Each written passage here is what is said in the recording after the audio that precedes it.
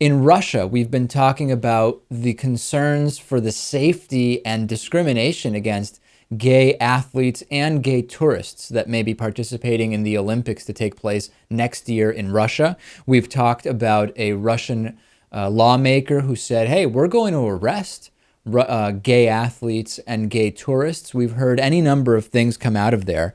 And now Gay Star News is reporting that the International Olympic Committee is forbidding athletes from speaking against the anti-gay laws of Russia. I will tell you a little bit of the details, and then we'll have a discussion about it, because there are serious concerns with what is going on here.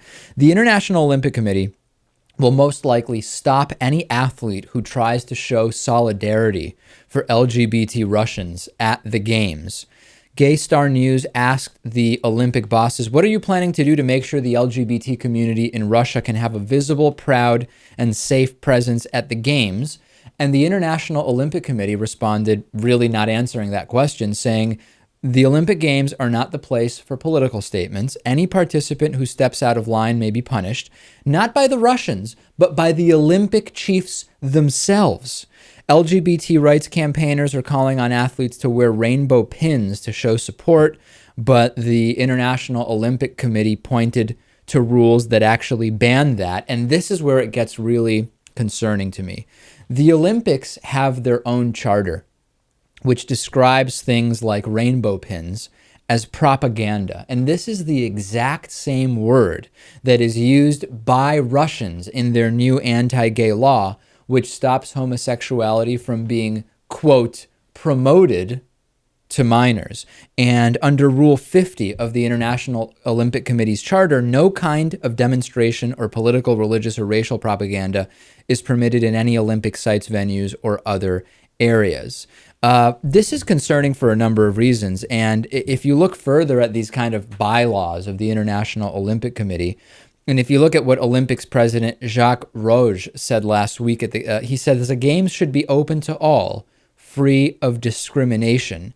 Currently, the problem is only race, religion, and politics, as well as gender, are included under the Charter's criteria for prohibited discrimination.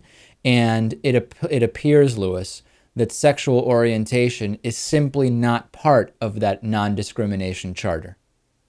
Well, we know Russia has some catching up to do, but apparently the Olympic Committee does too. This is really too bad. And this isn't going to be one of those situations in which you see countries boycotting the Olympics. I mean, there are plenty of countries who don't care about this type of thing. Right. Look at Russia. There's one. So unfortunately, that's not going to happen. But I'm curious to see what does. Well, another really interesting and concerning comment from the Olympic spokesperson was that the no political statements rule is, quote, applied when necessary.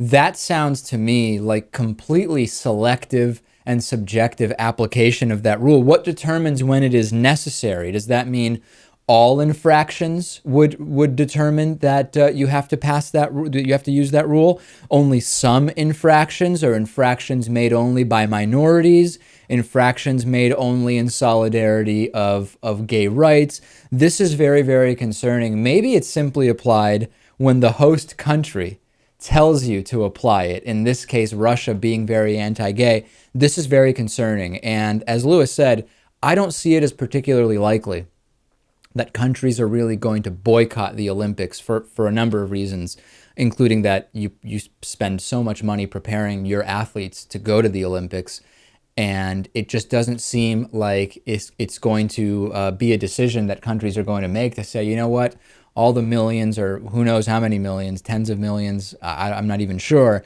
we invested in preparing these athletes, we're just not going to go because of this anti-gay thing. I don't see it as likely. So we have to have